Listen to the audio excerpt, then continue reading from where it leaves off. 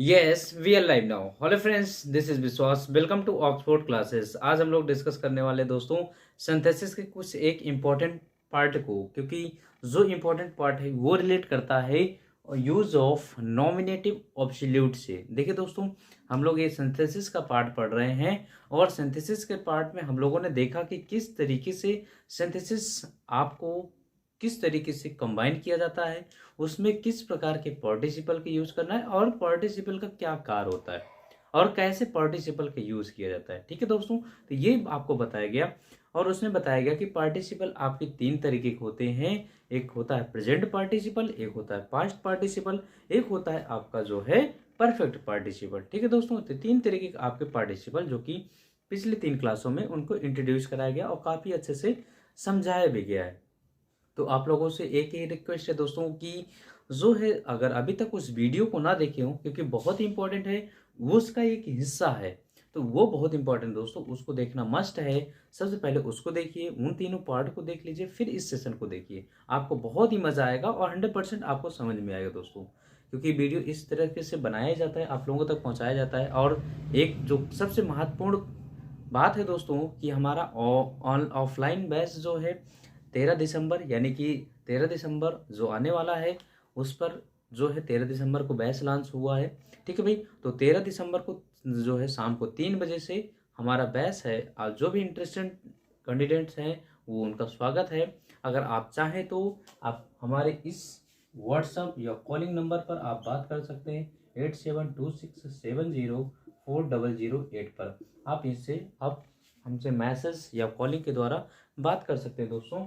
और देखिए, जो भी प्रिपरेशन कराई जाती है, चाहे आप जो है एनडीए की तैयारी करें या फिर सीडीएस की तैयारी करें या फिर सीजीएल एसएससी के द्वारा कंडक्टेड एग्जाम सीजीएल हो गया, या एसएससी के द्वारा जितने भी एग्जाम कंडक्टेड होते हैं वो हो गए, बैंकिंग की बात करें, या फिर आप अगर आप टीजीटी पीजीटी की देते हो तो टीजीटी पीजीटी की बेहतर अगर इंग्लिश से आपको देना है तो वेलकम है दोस्तों आप लोगों को यहाँ पर टीजीटी पीजीटी। ठीक है, या फिर केबीएस, कोई भी एग्जाम दीजिए। अगर आप एग्जाम में इंग्लिश पूछी जाती है दोस्तों तो स्वागत है आपको हमारे इस प्लेटफॉर्म पर। ठीक है भाई, तो आज हम लोग ज़्यादा देर न करते हुए डिस्कस करते हैं कि क्या होता है यूज ऑफ नॉमिनेटिव ऑब्सोल्यूट।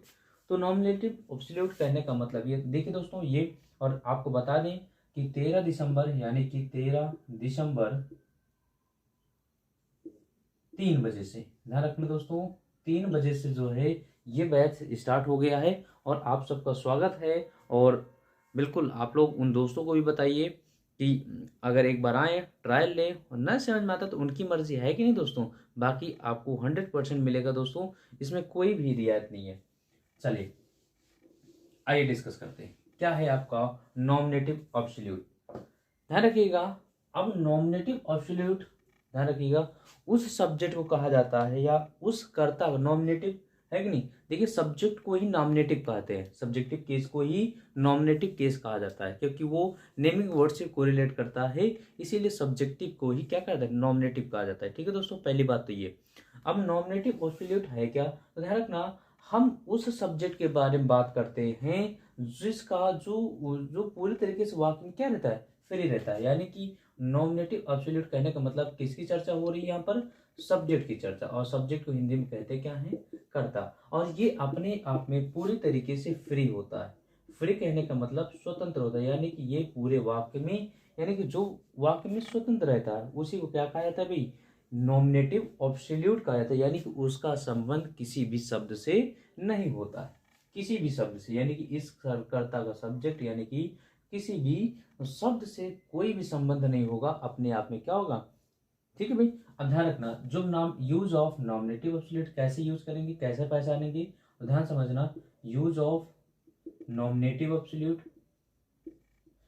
कैसे करेंगे भाई इनका, तो समझिए दोस्तों, नॉमिनेटिव एब्सोल्यूट का जो यूज होता है कैसे पहचानेंगे, तो ध्यान रखना, दो वाक्यों में जो है कर्ता, यानी कि जब दो आपके सेंटेंस होंगे, दो क्लास होंगे, ध्यान रखिएगा, दो क्लास या दो सेंटेंस जो भी होंगे, इसमें आपके दोनों जो सब्जेक्ट होंगे, सब्जेक्ट फर्स्ट और सब्जेक्ट सेकेंड, इन दोनों सब्जेक्ट कभी भी एक जैसा नहीं होंगे। दोनों सब्जेक्ट आपस में अलग अलग होंगे, भिन्न भिन्न होंगे। अभी एग्जाम्पल से आपको क्लियर करते हैं कि दोनों सब्जेक्ट क्या होंगे, अपने आप में भिन्न होंगे दोस्तों। इनका वही तो मैंने कहा ना, अब भिन्न होंगे यानी कि कह सकते हैं भाई अलग अलग, सेपरेट, या हिंदी लिख दे रहे हैं भाई भिन्न। ठीक है भाई, भिन्न भिन्न, अलग अलग। ठीक है, क्या सब्जेक्ट, ये दोनों सेंटेंसों के, दोनों क्लासों के जो सब्जेक्ट होंगे वो आपस में क्या होंगे, एक नहीं होंगे, भिन्न होंगे। इसीलिए क्या कहा गया, फ्री यानी स्वतंत्र होंगे, ना तो इनका इससे कोई लेना हो देना होगा, ना तो इनका इससे कोई लेना देना होगा। Are you getting my point? ठीक है दोस्तों, जो पहली कंडीशन। दूसरी कंडीशन ये है दोस्तों कि इन दोनों वाक्य यानी कह सकते भाई जो दोनों वाक्य होंगे, ये कहा जाता है इनमें कैसा रिलेशन होगा, इन दोनों वाक्यों में एक आपका कैजुअल रिलेशन होगा। कैजुअल रिलेशन समझते हैं भाई, कारण और परिणाम का संबंध। कैसा? कारण और परिणाम का संबंध, परिणाम का संबंध। ध्यान रखना, दोनों के बीच में कारण और परिणाम का संबंध, ये बातें। Are you getting my point? देखिए दोस्तों, फिर एक बार समझिएगा, मैं आपको फिर सारी चीजें रिमाइंड कराता हूँ। एक बार अच्छे से समझ लीजिए, लिखना बंद कर दीजिए, चीज़ों को पहले समझिए, वीडियो आपके पास रहेगा, उसको बार बार रिमाइंड करके आप लोग देख लीजिएगा। सबसे पहले दोस्तों सेशन को ज़्यादा से ज़्यादा शेयर कर दीजिए, उन दोस्तों तक पहुंच जाए जो भी, चाहे वो एकेडमिक यानी कि 11th-12th की तैयारी करते हो या फिर किसी भी यानी डिफेंस एग्जाम की तैयारी करते हो। ठीक है दोस्तों, आइए, नॉमिनेटिव अस्फिलेट है क्या, तो इसमें आपको कर्ता की चर्चा होगी। ऐसे कर्ता की बात किया जाएगा जो अपने आप में पूरी तरीके से स्वतंत्र होगा, यानी कि उसका किसी भी प्रकार से दूसरे वाले वाक्यों में कोई चर्चा नहीं हुई होगी। ठीक है दोस्तों, ये पहली कंडीशन हो गई। अब इसका यूज कैसे किया जाएगा? यूज करने का मतलब है कि इसमें आपको दो सेंटेंस या दो क्लास दिए जाएंगे। ठीक है भाई, दो क्लास दिए जाएंगे और दोनों में जो सब्जेक्ट होगा, जो कर्ता होगा, वो अपने आप में भिन्न होगा, अलग होंगे, इसीलिए यहाँ स्वतंत्र भिन्न होंगे। अब जब भिन्न होंगे तो इनमें रिलेशन कैसा होगा आखिर दोनों में, तो दोनों में रिलेशन किसका, कैजुअल रिलेशन, कारण और परिणाम का, रीजन और रिजल्ट का संबंध होगा। ठीक है दोस्तों, बात यहाँ तक समझ में आ गई? इतना अगर समझ में आ गई हो तो दोस्तों लाइक करें और सब्सक्राइब करें। ठीक है, और जल्दी से शेयर कर दें तो फिर हम इसको आगे बताते हैं। ठीक, चलिए इसको समझ लीजिए एक बार, तो हम आगे डिस्क्राइब करते हैं। चलिए देखिए, अब बात करें, समझिए ये वाला पॉइंट याद रखिएगा। अब एक एक करके हम इस पर वर्ड देते हैं, सेंटेंस देते हैं, अब इनको बनाते चलिए। ठीक है भाई, देखिए जैसे कहा, the sun rose, the sun रोज है कि नहीं, we left the bed, we left the bed. अब ध्यान समझना दोस्तों, यहां पर द सन रोज ये आपका एक सेंटेंस हो गया, वी लेफ्ट द बेड ये अपने आप में एक सेंटेंस। जरा बताएं, इस सेंटेंस से, इस सेंटेंस का यानी इस क्लॉज से इस क्लॉज का किसी प्रकार का कोई संबंध दिख रहा है? नहीं दिख रहा, यानी कि ये सब्जेक्ट अपने आप में फ्री है और ये भी अपने आप में स्वतंत्र है कि नहीं, स्वतंत्र है। और दोनों वाक्यों में ये सब्जेक्ट फर्स्ट हो गया, ये सब्जेक्ट फर्स्ट हो गया, एक सेकंड हो गया, तो दोनों वाक्यों में आपने अपने क्या है, सब्जेक्ट है कि नहीं। इसी याद करिए, हमने लिखा था अभी नॉमिनेटिव को किस नाम से कहा जाता है, सब्जेक्टिव, है कि नहीं। तो दोनों अपने आप में सब्जेक्ट है, इनका एक दूसरे से कोई कनेक्शन नहीं है। अब बात करें यहाँ पर, तो दूसरा पॉइंट बताया दोस्तों कि इनमें कैसा रिलेशन होना चाहिए, casual relation, casual relation, relation. ठीक, अब कैजुअल रिलेशन कारण और रिजल्ट, रीजन और रिजल्ट का होना चाहिए। तो रीजन देखते हैं भाई, अब रीजन क्या है, द सन रेज, सूर्य निकलने के कारण, ये कारण हो गया। अब उसका रिजल्ट क्या हुआ, परिणाम क्या हुआ, कि हम लोगों ने क्या कर दिया, बेड से उड़ गए। बात समझे, बेड छोड़ दिया है, बेड से उड़ गए कि नहीं भाई, बात समझे। तो ये अपने आप में क्या सो किया, रीजन, सूर्य निकलने के कारण क्या किया, ये बेड छोड़ दिए ये लोग। बात समझ में नहीं, तो कहीं ना कहीं रीजन और रिजल्ट का संबंध हुआ कि नहीं हुआ। Are you getting my point? बात समझिए दोस्तों, समझ में आ गई बातें इतनी। अब जब ये इस तरीके से बातें हो गई, तब ध्यान रखना यहाँ पर अब इन दोनों सेंटेंसों को, दोनों क्लासों को एक बनाना है, क्योंकि सिंथेसिस का अर्थ ही होता है कि combine two or more than two sentences or clauses, है कि नहीं। दो या दो से अधिक क्लॉजों या सेंटेंसों को जोड़ने का जो कार्य करे वही आपका होता क्या है, सिंथेसिस होता है ना। Are you getting my point. तो अब इसको कंबाइन करना, कंबाइन कैसे करेंगे, तो अब ऐसे जब इस तरीके से वाक्य यानी कि आपको सिंपल तरीके से पहचानना दोस्तों कि दोनों सब्जेक्ट आपस में अलग होंगे और फेले होंगे, तो इनमें हमको कुछ नहीं करना है और सिर्फ क्या करना है, हैविंग लगाना है, हैविंग के साथ मेन वर्ब की थर्ड फॉर्म यूज करना है। क्या करना है, हैविंग के साथ मेन वर्ब की थर्ड फॉर्म यूज करना है। सिंपल सी बात है, कोई दिक्कत इससे परेशानी है ही नहीं, ध्यान रखना। अब यहाँ पर क्या करें, तो the sun having risen, risen बन गया कि नहीं, हैविंग राइजन। उसके बाद we left the bed, we left the bed. कोई दिक्कत, कोई परेशानी भाई जरा बताएं, कोई दिक्कत यहां तक, इसमें कोई परेशानी, कोई दिक्कत। ये सेंटेंस आपका बन गया, यानी कि ये अपने आप में सिंथेसिस हो गया कि नहीं हो गया भाई, यस नो बताएं जरा, समझ आ गई बातें। और दे सेंटेंस, बिल्कुल देते हैं देते हैं, आप इनको करते चलिए, देते हैं भाई। चलिए देखिए, ठीक है, ये पहले देखते चलिए। जैसे मैंने कहा पहला हो गया, दूसरा द टीचर वॉज absent, ध्यान रखना दोस्तों, the teacher was absent, the boys left the class, left the class, the boys left the class।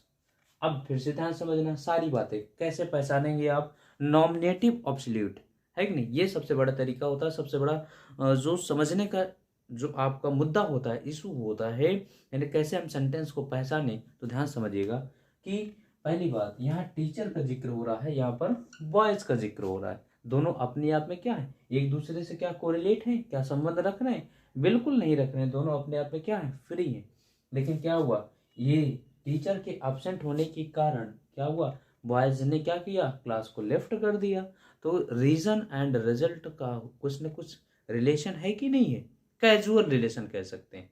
जब कैजुअल रिलेशन है दोस्तों, ध्यान रखना यहाँ पर। अब एक बात फिर ध्यान सुनना दोस्तों, यहाँ पर जो मैं बताने चल रहा हूँ, एक बात ध्यान सुनना, यहाँ पर आप देखेंगे तो वाज और अब्सेंट है कि नहीं, ध्यान रखना, वाज और अब्सेंट लगा है नहीं, इस पर एक रूल बताया जाता है। यदि ध्यान रखिएगा, यदि ध्यान रखिएगा इस तरीके से, ये यहाँ पर रूल है इसमें, तो ध्यान रखिएगा जब भी अगर आपकी कुछ वो बता रहा हूँ जो आपकी टू बी वर्ब है, यदि सेंटेंस में यूज है, ध्यान रखना दोस्तों, यदि टू बी वर्ब, और टू बी वर्ब कहने का मतलब क्या, कौन कौन सी वर्ब आपको याद होगा, is, am, are, was and were.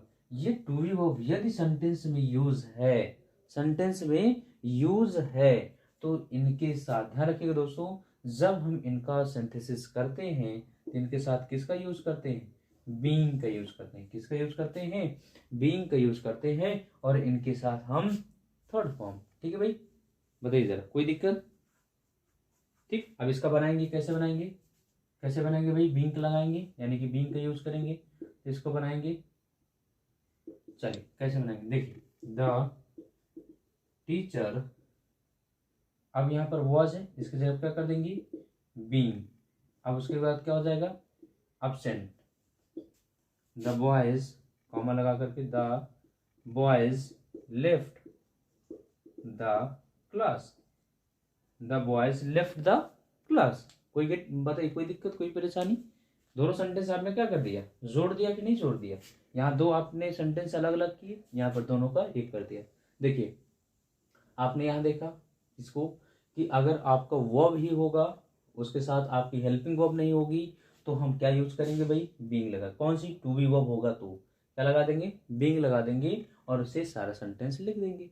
ये कंडीशन, ये और ये सेंटेंस कर लिए। देखिए जो आपके रूल्स हैं वो इसी पर डिपेंड हैं, ध्यान रखिएगा, जो ये बताएं ये इंपॉर्टेंट है, ये भी अपने आप में इंपॉर्टेंट। एक और बताने चल रहा हूँ, एक और बता दो तो उसके बाद, एक और बता दो तो उसके बाद, ठीक है भाई। चले, ध्यान रखिएगा, ये अपने आप में टू बी ऑफ यूज है ना, लेकिन जरा ध्यान दीजिए, इसको समझिए दोस्तों। अब यहाँ पर थोड़ा सा अब आपको कंफ्यूजन इससे होगा, इस वाले सेंटेंस से, ध्यान रखिएगा। कैसे?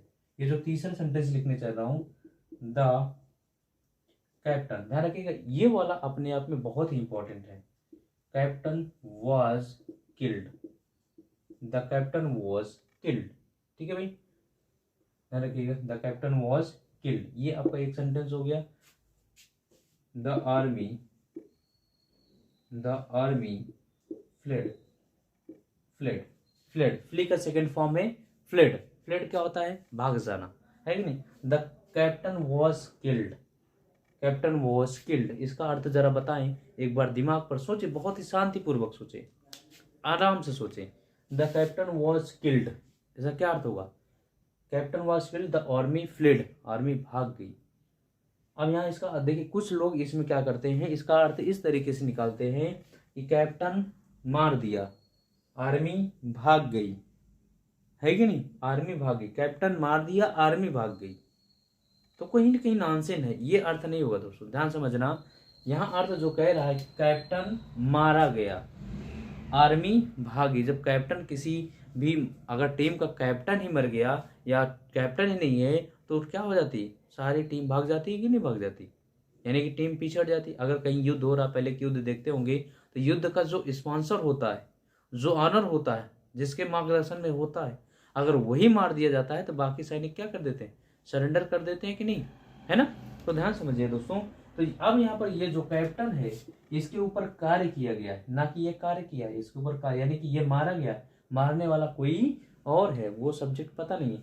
तो यहाँ पर देख रहे होंगे, ये आपका एक्टिव हुआ या पैसिव, एक्टिव हुआ या पैसिव, ध्यान समझिए, एक्टिव हुआ या पैसिव। तो अपने आप में ये क्या हुआ, जब सब्जेक्ट एक्टिव है ही नहीं है, क्योंकि इसके ऊपर तो काम हो गया, है कि नहीं, जब ये एक्टिव नहीं है तो पैसिव वॉइस है। और जब पैसिव वॉइस होगा दोस्तों, ध्यान रखना, तो यहाँ पर हम पैसिव वॉइस बनाते समय इसका पैसिव वॉइस बनाएंगे, तो क्या हो जाएगा? The captain, captain. अब यहाँ पर हैविंग क्या यूज करेंगे? हैविंग, हैविंग, उसके बाद बीन क्या यूज कर देंगे? बीन। अब क्या यूज करें? Third form, killed, the enemy army, the army fled, ये आपका फ्लेड, ये आपका सिंथेसिस हो गया। ये तीन रूल्स आपके बहुत ही इंपॉर्टेंट हैं। अब आप पूछ सकते हैं सर आपने यहाँ नहीं किया, तो यहाँ देखिए दोस्तों, यहाँ समझिए, यहाँ जो है, यहाँ ये अपने एब्सेंट कौन नहीं था? टीचर। एब्सेंट कौन था भाई? टीचर, है कि नहीं। अब ये टीचर वॉज एब्सेंट, वॉज ये क्या है? लिंकिंग वर्ब के रूप में काम कर रहा है, बी वर्ब है, यानी इसके बारे में बता रहे हैं। ये एब्सेंट आपका जो है वर्ब नहीं है, अनुपस्थित होना, ये अनुपस्थित होना, ये वर्ब नहीं है, ठीक है भाई, तो ये वर्ब नहीं है, ठीक है ना। ये आपकी लिंकिंग वर्ब है, यहाँ पर क्या है? ये हेल्पिंग वर्ब है, ये आपकी मेन वर्ब है। और एज अ यूज कैसे की गई है? पैसिव वॉइस में। जब पैसिव वॉइस में की गई है, तो ध्यान रखना दोस्तों, अब पैसिव वॉइस में हम इसको बनाएंगे कि नहीं, इसको भी पैसिव वॉइस बनाएंगे कि नहीं। तो हैविंग के साथ जब हम हैव यूज करते हैं, तो इसके साथ पैसिव वॉइस बनाने में बीन का यूज किया जाता है कि नहीं, है ना। जब किया जाता है दोस्तों, तो ये बनाया गया। ये तीन आपके रूल्स बहुत ही इंपॉर्टेंट है, इनको नोट कर लीजिए, फिर एक एक करके प्रैक्टिस करते हैं दोस्तों, नोट करिए इनको।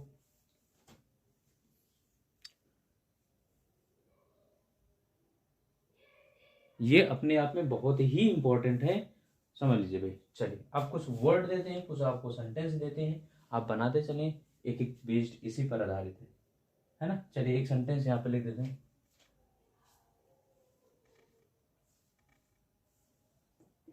The mother died, the mother died, ध्यान समझना, the children are in great trouble, great trouble. बनाइए भाई, बनाइए इसको।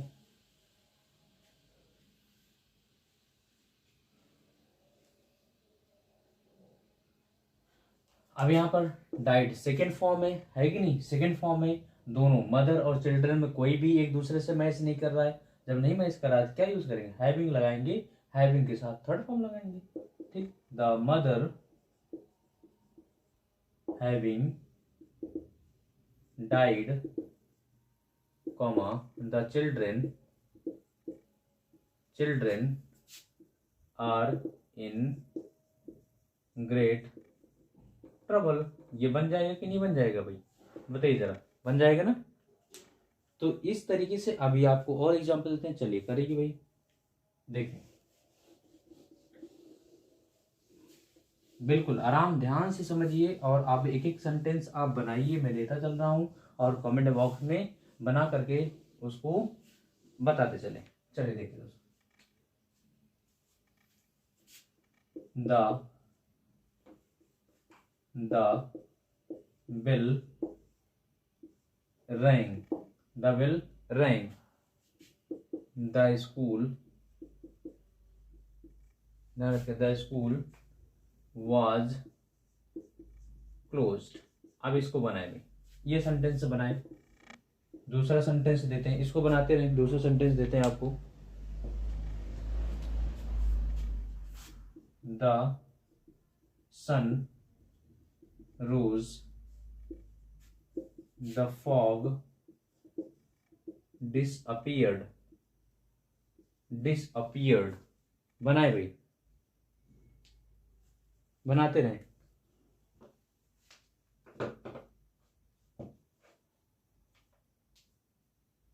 बनाए।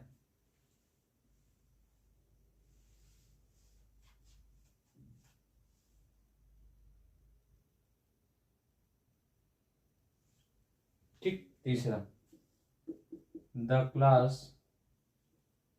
was over the teacher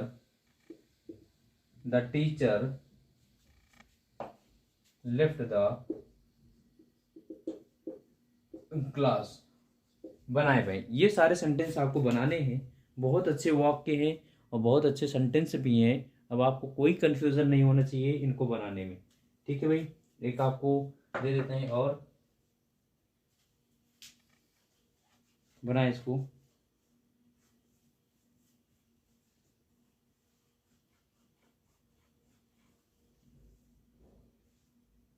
बनाते रहें बनाते रहें।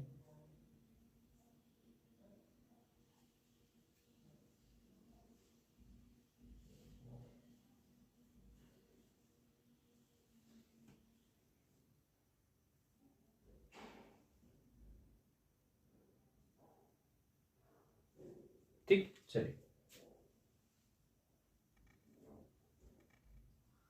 एक और दे देते हैं, इट वॉज कोल्ड, ठंडी का महीने चल रहा है, it was cold, no one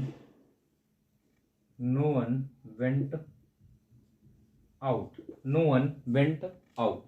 चलिए देखिए भाई, इसमें क्या बना, आप लोग जरा बताएं भाई, कोई नहीं बनाया। चलिए देखिए, अब हम एक एक करके बनाते हैं। द बेल रिंग का सेकेंड फॉर्म है रैंग, तो घंटी बज गई। द स्कूल वॉज क्लोज्ड, विद्यालय बंद हो गया। ये सब्जेक्ट का कोई लेना देना नहीं है, दोनों अपने आप में डिफरेंट हैं, जब डिफरेंट है तो स्वतंत्र है। और ध्यान रखना, अब यहाँ पर क्या करेंगे, द बिल रैंग है कि नहीं, क्या यूज करेंगे, हैविंग यूज करेंगे कि नहीं भी, बताइए जरा, हैविंग यूज करेंगे कि नहीं। इनके साथ थर्ड फॉर्म रिंग रैंग रंग हो जाएगा। अब उसके बाद कॉमा लगाएंगे, द स्कूल वॉज क्लोज्ड, कोई दिक्कत नहीं, ये आपका बन गया। चलिए, the sun rose the fog disappeared, सूर्य निकला और फॉग धुंध जो है गायब हो गई, है कि नहीं। रोज ये सेकंड फॉर्म निकला, है कि नहीं। The sun having rise rose risen, उसके बाद क्या हो जाएगा, कॉमा द फॉग डिसअपीयर्ड,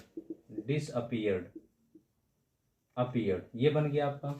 चलिए यहां पर करें, the class was over the teacher left the class. अब क्लास ओवर हो गई भाई, किसका यूज करेंगे, बीइंग का यूज करेंगे, क्योंकि टू बी वर्ब आया है। टू बी वर्ब में 5 क्रियाएं, इज, एम, आर, वाज और वो। क्या करें, the class being over the comma करें, टीचर लेफ्ट द क्लास, ये आपका बन गया कि नहीं भाई, लेफ्ट द क्लास। चले इसको बनाए, इट वॉज कोल्ड, वो भाई है कि नहीं, क्या हो जाएगा, इट बीइंग कोल्ड। उसके बाद नो वन वेंट आउट। बोलिए दोस्तों, कोई दिक्कत, कोई परेशानी, यहाँ तक कोई समस्या, कोई परेशानी हो? आज का टॉपिक समझ में आया कि नहीं भाई? तो ये सिंथेसिस का सबसे इम्पोर्टेंट टॉपिक है कि यूज़ ऑफ नॉमिनेटिव ऑब्सोल्यूट, किस तरीके से इनका यूज़ किया जाता है। बिल्कुल रटना नहीं है दोस्तों, समझना है, हर चीज़ समझी जाती है, रटने का कोई सवाल नहीं है। तो दोस्तों अगर सेशन पसंद आया हो तो प्लीज़ लाइक और शेयर कर दें उन सभी बच्चों के पास जिनका एकेडमिक यानी कि एग्ज़ाम होने वाला है या फिर कोई डिफेंस की तैयारी करने वाले, क्योंकि उनके लिए बहुत ही इंपॉर्टेंट सेशन है दोस्तों। और चाहे वो एक्स वाई ग्रुप या एनडीए सीडीएस की तैयारी करें होते हो या फिर 11th 12th यानी बोर्ड एग्जाम देना हो दोस्तों। ठीक है भाई, तो मिलते हैं नेक्स्ट वीडियो में, तब तक के लिए thanks for watching, thank you.